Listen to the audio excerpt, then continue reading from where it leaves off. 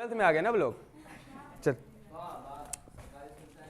चलिए देखिए ध्यान से, कल के ही क्लास में हमने देखा था कि जो चर्चा होने वाला था वो नए राज्यों का निर्माण। नए राज्यों के निर्माण संबंधी में पहला राज्य जो बना था वो कौन बना था? आंध्र प्रदेश बना था। नए राज्यों के निर्माण संबंधी आयोग का गठन हुआ जिसका नाम क्या था? राज्य पुनर्गठन आयोग। क्या नाम था? राज्य पुनर्गठन आयोग। कब बना था? 1953 में। जिसका अध्यक्ष कौन था? न्यायमूर्ति फजल अली। और न्यायमूर्ति फजल अली की अध्यक्षता में राज्य पुनर्गठन आयोग ने अपना रिपोर्ट दिया 1955 में, जिसमें कहा गया कि भाषा के आधार पर राज्यों का पुनर्गठन किया जाएगा। और राज्य पुनर्गठन अधिनियम जो बनता है वो कब बन जाता है? 1956 में। और पहला राज्य जो बना था वो कौन बना था? आंध्र प्रदेश 1953 में। अगला ही हम लोग टॉपिक में बस वही टॉपिक को कंटिन्यू करो तो यहां से लघु पूछता बहुत इंपॉर्टेंट बन जाता है कि कौन सा राज्य कब बना था। तो उसमें सबसे पहला राज्य देखो बंबई। भाषा के आधार पे दो राज्य बना बंबई से अलग होकर, एक गुजराती भाषा के आधार पे गुजरात और मराठी भाषा के आधार पे महाराष्ट्र। कब ये बना था? 1 मई 1968 को। दूसरे पॉइंट में अगर देखेगा पंजाब से दो राज्य अलग हुआ, एक हरियाणा और एक हिमाचल प्रदेश। पंजाबी भाषा के आधार पे कब हुआ पंजाब से अलग? 1966 में। हरियाणा 1966 में और हिमाचल प्रदेश कब हुआ? 1971 में। सवाल पूछिएगा गुजरात एक पूर्ण राज्य का दर्जा कब मिला? 1 मई 1968 से। महाराष्ट्र कब बना? 1968 में। पंजाब से हरियाणा कब अलग हुआ था? 1966 में। पंजाब से हिमाचल प्रदेश अलग कब हुआ था? 1971 में। अगला ही सवाल, असम से अलग हुआ था 1972 में मेघालय। असम से कौन अलग हुआ था? मेघालय। सवाल सिंपल पूछेगा, मेघालय पूर्ण राज्य कब बना था? 1972 में ही दो राज्य और बना था, मणिपुर और त्रिपुरा। कब बना था? 1972 में। फिर अगला सवाल कि मिजोरम अरुणाचल प्रदेश कब राज्य बना? 1987 में। नागालैंड कब राज्य बना? 1963 में। क्षेत्रीय संस्कृति तथा विरासत मामले के अनुसार तीन राज्य बना जो कि नया राज्य है, एक छत्तीसगढ़, एक उत्तराखंड, एक झारखंड। कब बना? 1 नवंबर 2000 को छत्तीसगढ़, उत्तराखंड 1 नवंबर 2000 और झारखंड 15 नवंबर 2000 को। ये तीन राज्य बना। कब बना? 2000 को। लेकिन उसके अलावे भारत का 22वां राज्य बना था सिक्किम। कब बना था? 1975 में। मोस्ट वीवीआई सवाल यही है कि भारत का 22वां राज्य सिक्किम बना तो कब बना था? 1975 में। यह सवाल पूछा गया है, ठीक है। सिक्किम भारत का पूर्ण राज्य कब बना? 1975 में। पूछा यही सवाल जाता है, जितना हम लिखा है उसमें से एक पूछा जाता है, लेकिन पूछे जाने का हर बार संभावना रहता है 1 या 2 सवाल रहेगा। और तेलंगाना भारत का 29वां राज्य बना था, लेकिन अभी 28 ही राज्य है। जब बना था ये 29वां था, वो कब बना था? 2 जून 2014 को बना था। तो टोटली अगर देखेगा याद करने वाली बात है, इसमें समझाना क्या कि राज्य पुनर्गठन आयोग के आधार पर बना हुआ राज्य, राज्य पुनर्गठन आयोग के आधार पर बना हुआ राज्य। राज्य पुनर्गठन आयोग का जो अध्यक्ष है वो कौन था? न्यायमूर्ति फजल अली। एक बार हम दोबारा पढ़ देते हैं, उसका हटा देते हैं। बंबई भाषा के आधार पे दो भाग में बटा, एक गुजरात और दूसरा महाराष्ट्र। असम से अलग होता है 1972 में, कौन होता है? मेघालय। पंजाब से दो राज्य अलग होता है, एक हरियाणा 1966 में, हिमाचल प्रदेश 1971 में। 1972 में दो राज्य बनता है, मणिपुर और त्रिपुरा। मिजोरम अरुणाचल प्रदेश कब राज्य के रूप में सामने आता है? 1987। नागालैंड कब आता है? 1963। क्षेत्रीय संस्कृति तथा विरासत के आधार पर तीन राज्य अलग होता है, 1 नवंबर 2000 को, उसके बाद 9 नवंबर 2000 और 15 नवंबर 2000 को। कौन कौन सा? छत्तीसगढ़, उत्तराखंड और झारखंड। झारखंड किससे अलग हुआ था? बिहार से अलग हुआ था। कब हुआ था? 15 नवंबर 2000 को। भारत का 22वां राज्य कौन सा था? सिक्किम। भारत का 22वां राज्य कौन सा था? सिक्किम था। सिक्किम बना कब था? 1975 में। इसके साथ ही तेलंगाना कब राज्य बना था? 2 जून 2014 को। इसको उतार लिया है। और आज का अंतिम दीर्घ सवाल हम लोग पढ़ेंगे इस चैप्टर का, और चैप्टर हो जाएगा समाप्त। उसके बाद हम टिक आउट कर देंगे। क्या सर?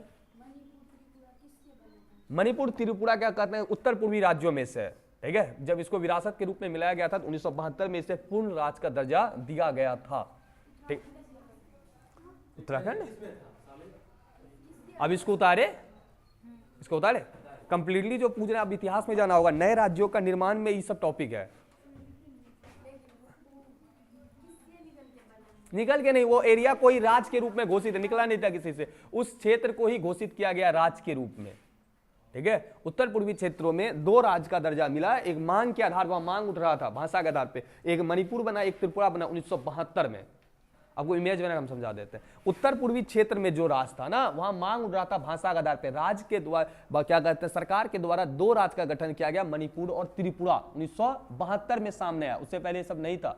जो राज्य बन रहा है, नया राज्य बन रहा है। कौन सा राज्य बन रहा है? नया राज्य। तो जो क्षेत्र था उसी ना राज्य के रूप में घोषित करेगा ना। झारखंड सब नया बना, अभी अलग हुआ है ना, ये बिहार से अलग हुआ है, झारखंड अलग हुआ है 15 नवंबर 2000 को। ऑब्जेक्टिव के रूप में इसको याद कर लेगा, खत्म है खेला। और एक सवाल आज तक पूछा है, भारत का 22वां राज्य कौन सा है? सिक्किम। सिक्किम कब पूर्ण राज्य का दर्जा मिला? 1975। बाकी के अलावा एक भी नहीं पूछा है, बाकी के अलावा एक भी नहीं पूछा है। एक सवाल पूछ सकता है, बिहार से झारखंड कब अलग हुआ था? 15 नवंबर 2000 को। यह सवाल ऐसे हो सकता है कि झारखंड को पूर्ण राज्य का दर्जा कब मिलता है? 15 नवंबर 2000 को। झारखंड अलग हो जाने के बाद भारत का, बिहार में जो अधिकतर जो प्राकृतिक संपत्ति था, चाहे कोयला वोयला को लेकर जो था प्राकृतिक संपदा, वो कहाँ चल जाता है? झारखंड में चला जाता है। आज का अंतिम टॉपिक पढ़ेंगे और चैप्टर का दीर्घ सवाल है। चैप्टर कैसा सवाल है? दीर्घ सवाल है, ठीक है।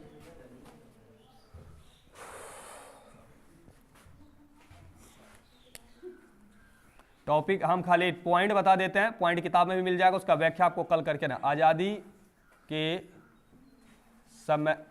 के समय भारत के समक्ष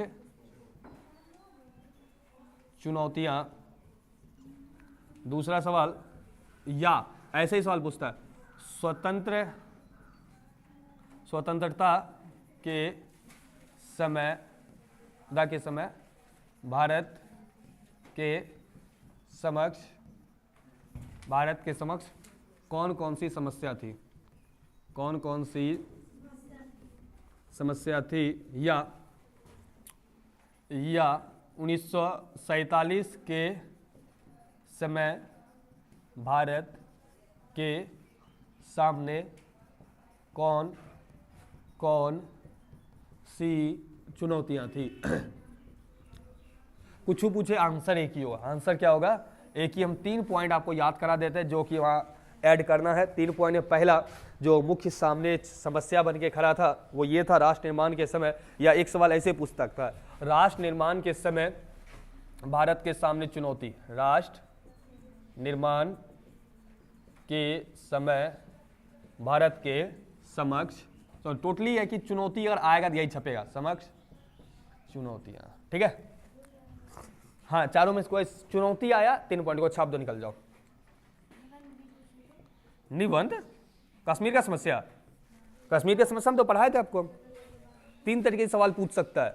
स्वतंत्रता के समक्ष चुनौती, सड़क के सो जाओ, तबीयत खराब है तो फालतू गलत बढ़ जाएगा, भी मोबाइल वाल सब गिर जाएगा, सुनिए ध्यान से। या घर जाना है तो घर चल जाओ, इतना ठंडा है तो कान ढक के काहे ना आते हैं? हाँ, सबको बोलना कान ढक के आओगे, कान से ही ठंडा प्रवेश करता है वास्तविक रूप से। हम लिखाएंगे, काहे लिख रहे हो? हम सारा चीज लिखाते हैं, चुराग भी लिखने देते हैं। सुनिए, पहला समस्या, विविधता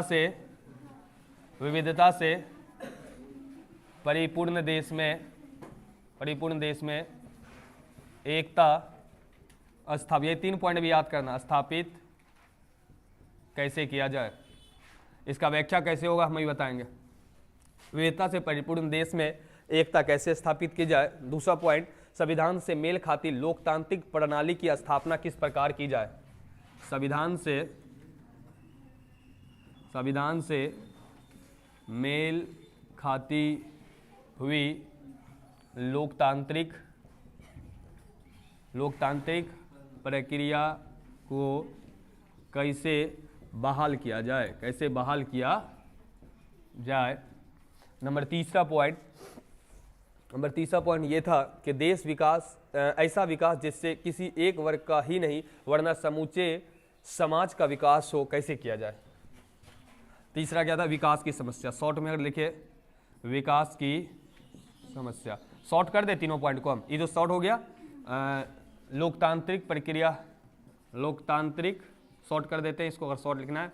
लोकतांत्रिक प्रक्रिया को लागू करने की समस्या, ठीक है। विविधता से एकता स्थापित करना, शॉर्ट कर सकता है इसको। ये 3 समस्या था।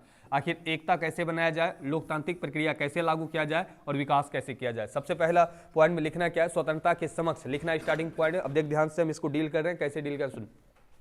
सवाल आएगा कि 1947 के समय भारत के समक्ष प्रमुख चुनौतियों का वर्णन कीजिए, या आज़ादी के समय भारत के सामने क्या क्या चुनौतियां था। लिखना सिंपल सा, आज़ादी के समय सबसे बड़ी भारत के सामने जो समस्या था वो विभाजन के कारण उत्पन्न हुआ था। विभाजन के कारण व्यक्तियों में सांप्रदायिक दंगा की स्थिति बन गई थी और पूरे देश का माहौल जो था वो अस्त व्यस्त था। निम्नलिखित कारणों से हम कह सकते हैं कि आज़ादी के समय भारत के सामने भारत के सामने निम्न चुनौतियां थी। डैश मार देगा। नंबर 1, पहला क्या लिखना है, एकता स्थापित करने की। क्या लिखना है, एकता स्थापित करने की, डैश मार के लिखना है। आज़ादी के समय ही 14 अगस्त 1947 को व्याख्या करना। आज़ादी के समय 14 अगस्त 1947 को भारत से पाकिस्तान अलग होता है। पाकिस्तान अलग होने के कारण पूर्वी और पश्चिमी पाकिस्तान अलग हुआ था और इसी बीच सांप्रदायिक दंगा फैलने के कारण से पूर्वी और पश्चिमी पाकिस्तान के हिंदू भारत आना प्रारंभ करते हैं और भारतीय जो मुसलमान थे वो पाकिस्तान की ओर जाना प्रारंभ करते हैं। इसी बीच दंगा फैल जाता है और दंगा 30 जनवरी 1948 को एकाएक रुक जाता है महात्मा गांधी को गोली लगने के पश्चात। लेकिन उसी समय भारत को एक नए दृष्टिकोण से देश का निर्माण करना था और इस दृष्टिकोण से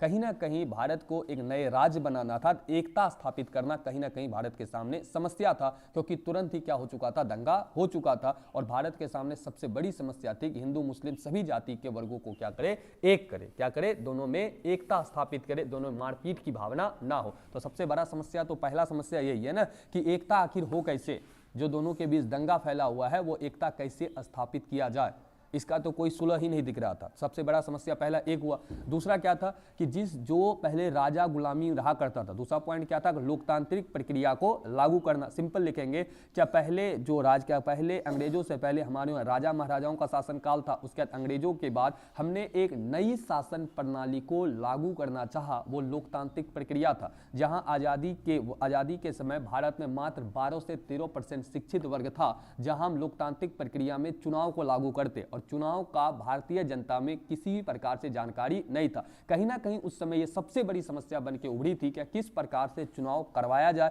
किस प्रकार से वोटर लिस्ट तैयार करवाया जाए और किस प्रकार से लोकतांत्रिक प्रक्रिया में होने वाले नियमों को जनता को समझाया जाए। तो दूसरी बड़ी समस्या थी लोकतांत्रिक प्रक्रिया को लागू करना।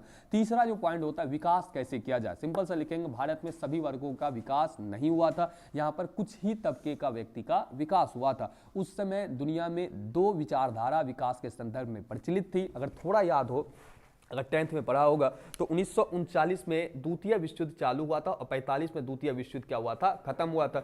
1945 से 1991 तक जो बना हुआ विश्व में माहौल रहता है वो रहता है शीत युद्ध का। किसका रहता है, शीत युद्ध। उसमें दो देश आगे आता है, एक सोवियत संघ रूस आता है, दूसरा क्या आता है, अमेरिका आता है। रूस जो कौन सा अर्थव्यवस्था का अपनाया हुआ था, समाजवाद का। ठीक है, समाजवाद क्या होता है, जिसमें सारा मालिक कौन होता है, सरकार होता है। और अमेरिका जो है किसको अपनाया था, पूंजीवाद को। पूंजीवाद में क्या होता है, निजी व्यक्ति के हाथों रहता है। तो भारत के सामने ही विकास के दो अवसर उपलब्ध थे, या तो सोवियत संघ से अपना रिश्ता साध ले और समाजवाद को अपनाए, यानी सारा जो विकास की प्रक्रिया है किसके पास जाए, सरकार के पास जाए। दूसरा, अमेरिका से ही दोस्ती बना ले और व्यक्ति के निजी हाथों में विकास को दिया जाए। भारत में निजी हाथों में विकास को शुरुआती समय में नहीं दिया जा सकता था, क्योंकि यहाँ पर पूरा का पूरा परिवार जो समृद्ध नहीं था, यहाँ का नीचे तबके का व्यक्ति का विकास नहीं हुआ था। तो लिखना क्या है इस पॉइंट में, क्या विकास करने की समस्या। तीसरा पॉइंट पे क्या लिखना, विकास करने की समस्या। डैश मार के लिखेंगे कि भारत में सभी वर्गों की स्थिति मजबूत नहीं थी। उस समय दुनिया में दो विचारधाराएं चल रही थी, एक सोवियत संघ समर्थित समाजवाद तो दूसरा अमेरिका पूंजीवाद समर्थित अमेरिका। लेकिन भारत ने दोनों में से किसी भी गुट के साथ संबंध नहीं साधा। भारत शुरुआती समय समाजवाद रहा और कहीं ना कहीं विकास की प्रक्रिया को लागू करना जिससे सभी वर्ग का विकास हो सके, वो भी एक हमारे सामने समस्या बनी हुई थी। तो तीन समस्या आपको ऐड करना है, व्याख्या खुद कर देना, जो समझ में आएगा व्याख्या कर देना, वो नहीं कि किताब में जो लिखा है वो नहीं। पहला क्या है कि पहले मारपीट हुआ है तो एकता है लोकतांत्रिक प्रक्रिया, तब सरकार बनेगा तब ना विकास, फिर क्या है विकास करना। ये 3 पॉइंट का व्याख्या करना है। सबसे पहला क्या लिखना है कि आजादी के समय, अरे इतना लाइट हो गया मत पूछो।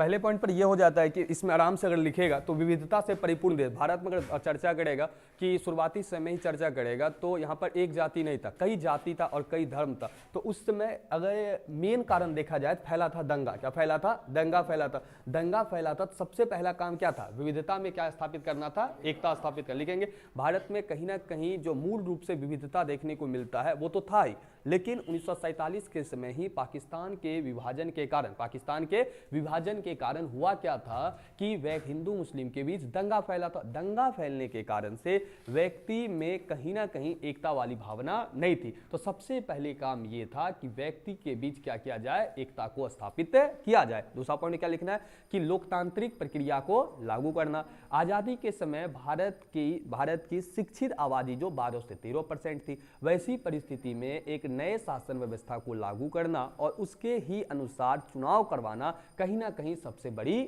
समस्या बनी हुई थी। तीसरी पॉइंट क्या लिखना था कि विकास की समस्या। लिखेंगे उस समय विश्व में विकास की 2 विचारधाराएं चल रही थी। एक क्या था? समाजवाद समर्थित सोवियत संघ और दूसरा क्या था? पूंजीवाद समर्थित अमेरिका। यानी अमेरिका किसका समर्थन करता था? पूंजीवाद का, और सोवियत संघ किसका करता था?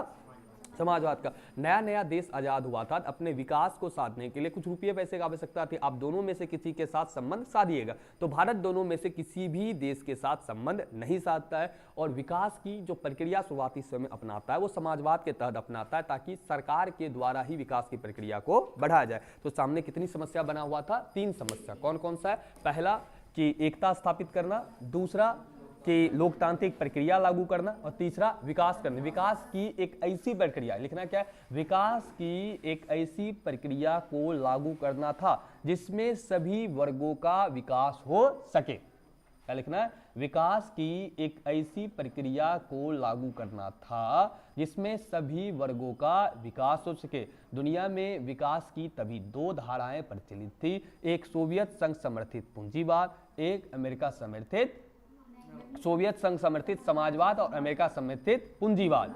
लेकिन भारत ने दोनों में से किसी भी गुट को नहीं पहचानता है और भारत ने अपनी विकास की शुरुआती विचारधाराएं जो समाजवाद के साथ आगे बढ़ाती है। तीसरा पॉइंट, दूसरा, लोकतांत्रिक प्रक्रिया में क्या दिखाना है आपको? क्या लोकतांत्रिक प्रक्रिया लागू करना था। ज्यादा से ज्यादा संख्या जो यहाँ था, परिवार जो था वो शिक्षित नहीं था, वैसे देश में आप लोकतांत्रिक व्यवस्था को लागू कर रहे हैं जहाँ शिक्षित 12 से 13% मात्र ही देखने को मिल रहा है। तो कहीं ना कहीं दूसरी बड़ी समस्या था कि लोकतांत्रिक प्रक्रिया को लागू करके उस समय देश में क्या कराना था? चुनाव करवाना था। तो ये भी कहीं ना कहीं समस्या था। और तीसरी पॉइंट, भारत इतना बड़ा देश था जहां पर सभी जाति धर्म के व्यक्ति को एक साथ करके विविधता से परिपूर्ण देश में एकता स्थापित करना था, और उसमें सबसे बड़ी समस्या बनी हुई थी विभाजन के कारण हिंदू मुस्लिम के बीच दंगा। तो ये सबसे बड़ी समस्या बनकर उभरा था। हो जाएगा 1.5 पन्ना, 1.5 से 2 पन्ना लिख लोगे? आसान है, नहीं हो तो हम लिखा देंगे। 1.5 से 2 पन्ना इसको लिखना है, तीनों पॉइंट का व्याख्या कर देना है, जो हम पढ़ाएं उसी में व्याख्या कर देना है इसमें, ठीक है? इसमें ज्यादा दिमाग लगाने आवश्यकता नहीं। आप लिख के लाइएगा, हम चेक कर लेंगे, और नहीं हो पाएगा तो हम लिखा देंगे। अरे 1-2 को लिख लेगा तो उसका देख के सब उतार लेना, या नहीं हो पाएगा एक बार और बता दे। 3 पॉइंट, पहला कि विविधता से परिपूर्ण देश में एकता स्थापित करना, संविधान से संविधान से मिलता हुआ लोकतांत्रिक प्रक्रिया को लागू करना, और तीसरा क्या थी? विकास की समस्या। लिखना है क्या 1947 के समय, आजादी के समय भारत के सामने कई प्रमुख चुनौतियां थी, जिसमें से प्रमुख चुनौतियां भारत से पाकिस्तान के विभाजन के कारण बनी हुई थी। 1947 के समय भारत के समक्ष विकास की या भारत के समक्ष जो समस्या थी वो निम्नलिखित थी। जो पूछेगा उस संदर्भ में लिखना, या पूछे विकास की कौन सी समस्या थी या भारत के समक्ष कौन सी समस्या, क्या लिखेंगे? भारत के समक्ष निम्नलिखित समस्याएं थी। नंबर 1, एकता स्थापित करना, डैश मार के लिखेंगे। भारत में कई जाति धर्म व्यक्ति के लोग रहते थे, भारत में कई जाति धर्म व्यक्ति के लोग रहते थे। वैसे परिस्थिति में ही हमारे यहाँ 14 अगस्त 1947 को भारत से अलग पाकिस्तान होता है, जिसके कारण से हमारे यहाँ दंगा फैल जाता है। और वैसी परिस्थिति में कहीं ना कहीं देश को विकास की राह पे आगे ले जाने के लिए सबसे बड़ी चीजें होती है एकता, और बिना एकता स्थापित किए हुए हम अपने देश में विकास की बातों को नहीं चला सकते हैं। और कहीं ना कहीं उस समय सबसे बड़ी समस्या क्या थी? एकता स्थापित करना। और एकता कहीं ना कहीं वो टूट चुकी थी, किसके कारण से? विभाजन के कारण से। खुद इसको लंबा कर सकता है, ठीक है, एक ही लाइन को खींच कर सकता है, क्योंकि विकास के लिए सबसे बड़ी चीजें पहले क्या जाती है, एकता स्थापित करना। अगर किसी देश में एकता नहीं होगी तो विकास की चर्चा वहां पर हम नहीं कर सकते। इसलिए हमारे देश के सामने भी सबसे बड़ी समस्या उस समय उभर के आई थी। देख कितना लंबा होता है, हमारे देश के भी सामने उस समय बड़ी समस्या उभर के आई थी, एकता स्थापित करना। 14 अगस्त 1947 को भारत से पाकिस्तान अलग हो जाने के बाद दंगा फैल गया। पूर्वी पश्चिमी पाकिस्तान से व्यक्ति इधर आता है और भारत के आदमी इधर जाता है। इसी बीच दंगा फैलने के कारण भारत की एकता कहीं ना कहीं धूमिल हो चुकी थी और भारत को एक नए रास्ते पे ले जाने के लिए सर्वप्रथम क्या करना था, एकता स्थापित करना था। कई तरीके से लिख सकता है, ठीक है, और कई लाइन हो जाएगा। दूसरा पॉइंट क्या लिखना था, संविधान से मेल खाती हुई लोकतांत्रिक प्रक्रिया को लागू करना। तो सबसे पहला याद रखना, भारत में जो व्यक्ति था वो ज्यादा पढ़ा लिखा हुआ नहीं था, 1/4 से भी कम व्यक्ति पढ़ा लिखा था, और हम एक नए शासन व्यवस्था को लागू करने जा रहे थे जहां लोकतांत्रिक प्रक्रिया के बारे में व्यक्ति को कुछ भी जानकारी नहीं था और समझाना भी मुश्किल था, क्योंकि यहां पर पढ़ा लिखा व्यक्ति नहीं था। कई पत्र पत्रिकाओं के द्वारा भी इसका पूरा का पूरा मजाक उड़ाया गया था नेहरू जी का, कि लोकतांत्रिक प्रक्रिया, चुनाव प्रक्रिया भारत में कभी भी सफल नहीं हो सकता था। और भारत में उस समय जहां व्यक्ति पढ़ा लिखा हुआ नहीं था, उस समय लोकतांत्रिक प्रक्रिया लागू करना और साथ ही संविधान से मेल खाती हुई, जहां पर व्यक्ति को कानूनी संबंधी कोई भी जानकारी नहीं था, उस समय भारत में क्या स्थापित किया जाता, लोकतांत्रिक प्रक्रिया। तीसरा कि विकास की समस्या, विकास की एक ऐसे पद्धति को अपनाना था जिसमें सभी वर्गों के व्यक्ति का विकास हो पाए, और सभी वर्गों का व्यक्ति के विकास के साथ साथ दुनिया में 2 प्रकार की विचारधारा तभी प्रचलित थी, एक समाजवाद तो दूसरा पूंजीवाद। लेकिन भारत ने दोनों में से किसी भी गुट से संबंध नहीं साधता है, भारत ने गुट निरपेक्ष की नीति को देता है। लेकिन शुरुआती समय में भारत ने समाजवाद की नीति को अपनाया था। व्याख्या खुद हो जाएगा इसका, हाँ 2 पेज में हो जाएगा, नहीं होगा तो हम लिखवा देंगे, लिखोगे ना दिमाग में खुद आते चल जाएगा। खाली अंतिम में फिर जाकर ऐड कीजिए सब पॉइंट में कि ये समस्याएं प्रमुख रूप से बनी हुई थी। अंतिम में एक डेढ़ लाइन में ये हो जाएगा, हेड में हो जाएगा, ठीक है। फिर नीचे अगर नहीं भरा पन्ना लिखिएगा, क्या उपर्युक्त समस्याओं के अलावे भी बहुत प्रकार की समस्या थी। और जो बताते हैं, शरणार्थी की समस्या था, शरणार्थी अगर भरे नहीं पर शरणार्थी समस्या, राज पुनर्गठन की समस्या था, 2 पॉइंट और ऐड कर ले, तुमको मन है। 3 पॉइंट एनसीईआरटी था, 5 पॉइंट और 2 पॉइंट और ऐड कर ले। क्या एक था शरणार्थी की समस्या, शरणार्थी की समस्या। अब इसके लिए हमको क्या बताना कि विभाजन के कारण पूर्वी पश्चिमी पाकिस्तान के व्यक्ति जो भारत की ओर आ रहे थे वो शरणार्थी थे, उन शरणार्थियों को भवन देना, रोजगार देना, ये भारत के सामने प्रमुख समस्या बनी हुई थी। खत्म बात। अगला 5वां पॉइंट क्या था, राज पुनर्गठन। क्या था, राज पुनर्गठन। जब सभी रियासतों का भारत में विलय हुआ, तो उन सभी राज्यों का मांग उठने लगा कि हमें नया राज का दर्जा दिया जाए। तो भाषा के आधार पर इन राज्यों का जो मांग हो रहा था उस समय ये भी एक प्रमुख समस्या बनी हुई थी, ये भी हो गया। राज पुनर्गठन समस्या दे सकता है, कई समस्याएं थी जिसको तुम दे सकता है। शरणार्थी की पुनर्वास की चुनौती, उसके भाषा संबंधित राजनीतिक संघर्ष, कश्मीर की समस्या डाल सकता है, एक समस्या और डाल सकता है तुम, कश्मीर की समस्या खुद व्याख्या कर सकते, ढेर समस्या था। हाँ, ये 3 अगर लिखेगा, इन 3 जो मेन लिखेगा, एनसीईआरटी पूरा अकॉर्डिंग सही होगा, ठीक है। चौथा पॉइंट तुम, शरणार्थी समस्या जो पूर्वी पाकिस्तान पश्चिमी पाकिस्तान की भारत की तरफ से आ रहा था, वो भी भारत के सामने क्या बनी हुई थी, समस्या, क्योंकि उसे दोबारा पुनर्वास देना था, घर देना था, भवन देना था, रोजगार देना था, भोजन देना था, वो भी एक समस्या था। नए भाषा के आधार पे जो राज्यों का मांग उठ रहा था, नए राज्यों का गठन करना भी एक क्या बना हुआ था, समस्या बना हुआ था। फिर अंततः कश्मीर की समस्या जो कि पाकिस्तान के आक्रमण भी भारत के लिए एक समस्या बना हुआ था। खुद ऐड कर सकते हो, नहीं तो वीडियो है पीछे करके देखना नहीं, वीडियो सुन के नहीं लिखेगा, अपने दिमाग से लिखेगा। हम आज वीडियो डालेंगे ही नहीं ना, ठीक है, आज हम कल वाला वीडियो डालेंगे। वीडियो पीछे करके देखिएगा, 6 बार बता दिया हम। सबसे पहली बात की एक विविधता हम इस शॉर्ट में विविधता से परिपूर्ण देश में एकता स्थापित करना था। भारत में कहीं ना कहीं विभाजन के कारण, कई जातियां धर्म होने के कारण विविधता देखने को मिलता था, और विभाजन के कारण से जो कहीं ना कहीं एकता टूट चुकी थी, वो सबसे पहले एकता स्थापित करना। एकता स्थापित होने के बाद ही देश को विकास की राह पे आगे ले जाया जा सकता था। दूसरा पॉइंट, संविधान से मेल खाती हुई लोकतांत्रिक प्रक्रिया को स्थापित करना। भारत जैसे देश में जहां लोकतांत्रिक प्रक्रिया का जानकारी व्यक्ति में कुछ नहीं था, जहां पर शिक्षा का पूरी तरीके से अभाव था, नए तरीके से एक लोकतांत्रिक प्रक्रिया को लागू करना, संविधान से मेल खाते हुए कानूनी व्यवस्था को लागू करना। भारत भारत के सामने प्रमुख समस्या बनी हुई थी। नंबर तीसरा पॉइंट की का विकास के अनुसार भारत को ऐसे विकास की राह पे आगे लेकर जाना था जहां पर कि पूरे समाज का विकास नहीं हुआ था, एक ऐसे विकास को अपनाना था जिसमें समूचे सभी वर्गों का विकास हो पाए। इसलिए भारत के सामने एक बड़ी समस्या बनी हुई थी कि विश्व में दो बड़ी अर्थव्यवस्था जो बनी हुई थी, उससे सोवियत संघ रूस और दूसरा क्या कहते हैं पूंजीवाद अमेरिका के रूप में था। भारत ने दोनों में से किसी के साथ भी संबंध नहीं साधता। शुरुआती दिनों में भारत समाजवाद को अपनाता है। नंबर तीसरा पॉइंट शरणार्थी की समस्या। नंबर चौथा पॉइंट शरणार्थी समस्या। विभाजन के कारण से पूर्वी पाकिस्तान पश्चिमी पाकिस्तान से जो व्यक्ति भारत की ओर भाग के आ रहे थे, जिस शरणार्थी के नाम से हम लोग जानते हैं, उसे भवन देना, उसे मकान देना, उसे खाना देना, उसे रोजगार देना, ये भी भारत का कश्मीर की समस्या। नंबर पांचवा पॉइंट कश्मीर की समस्या। कश्मीर की समस्या कहीं ना कहीं भारत के सामने सिरदर्द बनी हुई थी, क्योंकि पाकिस्तान का बार बार में आक्रमण देखने को 67, 65 और 71 में। और पांचवा पॉइंट क्या था आपका? राज्य का पुनर्गठन। कई राज्यों में रियासतों के विलय के कारण से नए राज्यों का निर्माण का मांग उठ रहा था, जो कि भाषा के आधार पर मांग कर रहा था, जिसके कारण से राज्य पुनर्गठन आयोग हमें 1953 में बनाना पड़ता है। खत्म और कितना क्वेश्चन टिक आउट कीजिए, क्वेश्चन टिक आउट कीजिए। यूट्यूब वाला अगर बीच में मान लो यहां आ गया भगा के, वो कहेगा 2x पे चल रहा है क्लास की, इसको 0 वो कहेगा 0.5x पे करते हैं इसको। हाँ टिक लगा ले। पुराना किताब वाला जिसको क्वेश्चन नहीं मिलेगा कॉपी में लिख लीजिए, जिसका पुराना किताब है क्वेश्चन नहीं मिलेगा कॉपी में लिख लीजिए। लघु का सवाल सुनिए ध्यान से। लघु का जब फोन निकालता है तो वीडियो ही कहानी बना लेता है पूरे क्लास का। एक बार क्या तू लोग का वीडियो भी नहीं डाले? पहले बनाना था ना, आज अभी बना लेना।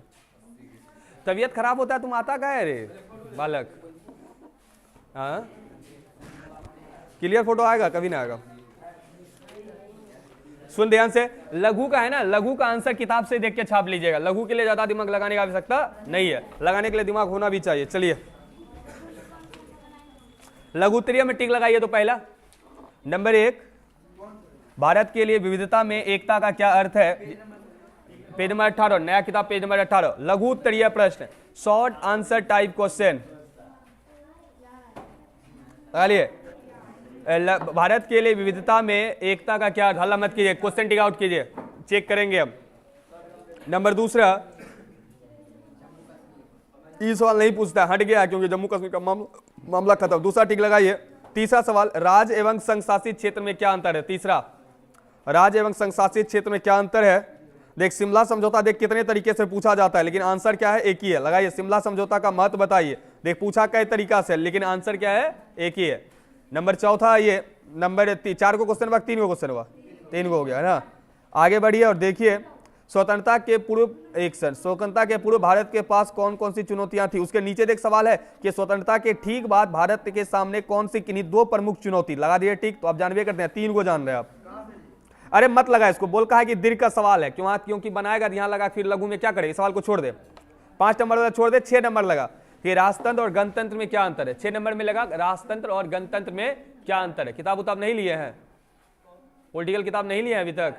किताब कल से लेके आइए, पीछे तुमको ही बोल रहे हैं। राजतंत्र गणतंत्र में अंतर। आगे देखिए, आगे 10 नंबर में भाषा नीति क्या है? जिसके किताब में नहीं मिल रहा क्वेश्चन लिखिए, पुराना किताब है तो। भाषा नीति क्या है? तुम दोनों का किताब, तुम्हारा होम साइंस है, तुम्हारा भी है, तुम्हारे भी है, दोनों को होम साइंस है, बहुत बढ़िया। भाषा नीति क्या हो गया? उसका अगला देख, सामाजिक और आर्थिक न्याय का क्या अर्थ है? सामाजिक और आर्थिक न्याय का क्या अर्थ है? होम साइंस का टेंशन नहीं लेना, 1 दिन में खत्म हो जाएगा वो।